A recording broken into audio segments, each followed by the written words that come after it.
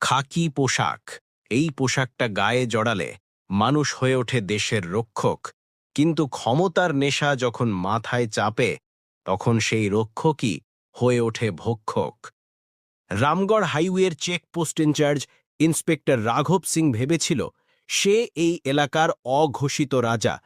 সে ভেবেছিল স্টিয়ারিং হাতে বসে থাকা ওই সাধারণ মেয়েকে হয়তো পেটের দায়ে বাস চালাচ্ছে, তাই তাকে যা খুশি তাই বলা যায়, তার গায়ে হাত তোলা যায়।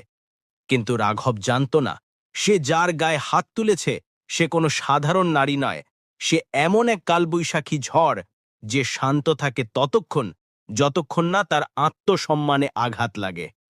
ভর দুপুরে হাইওয়ের মাঝখানে শত শত মানুষের সামনে কিভাবে এক মহিলা ড্রাইভারের পায়ে লুটিয়ে পড়ল গোটা পুলিশ ফোর্স, সেই লোমহর্ষক ঘটনা জানতে ভিডিওটি শেষ পর্যন্ত দেখুন।